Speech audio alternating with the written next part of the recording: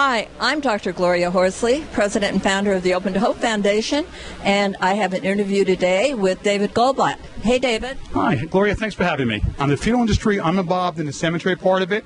I'm located in Woodbridge, New Jersey, and I work for Beth Israel Cemetery and our 4 other locations, 2 being Jewish, 3 being all faiths. David, could you talk a little bit about, I've had a loss. What do I do? How do I start? I've done the funeral, and now I've got to go to the cemetery. And one of the things that you say is they're separate, right? Yes, in many states, you are making, some states are combo states where you can have a cemetery and funeral on the same property, but it doesn't mean that cemetery you're going to or the funeral home is together with another cemetery or another funeral home. So what you do is you have to make your funeral arrangements, but the first question I ask the people, do you have your cemetery arrangements done?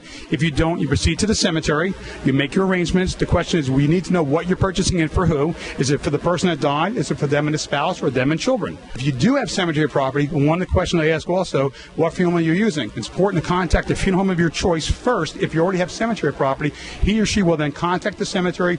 They coordinate the day, the time between the cemetery, the family, and the funeral home, what has to be done for the committal service, the service at either a temple or a church, and what takes place at the cemetery. Very important to do. If you're making arrangements and someone's passed away, example, Florida. A lot of people live in Florida for retirement. But when they pass away, they're going to be back in New Jersey or California or Arizona, wherever they're going to. Then, if you're not doing a service in the state where the person passed away on, you contact the receiving state first. Very important to contact the receiving state. That person or that funeral home in that state will then contact the reciprocal in the original state of death to coordinate that person to be brought back to the receiving state for the service or committal service or funeral to take place. One of the things you told me is don't go alone. So we want to tell you, if you've had a loss, right, David, get somebody to go with you. Absolutely, and I appreciate that. That's important. The fact that you're coming with a family member or a friend, even if they don't know anything about it, you go with someone for support, and that support really helps you get through this. But you need to do this in a business way and an emotional way. That you go together with someone that you care about.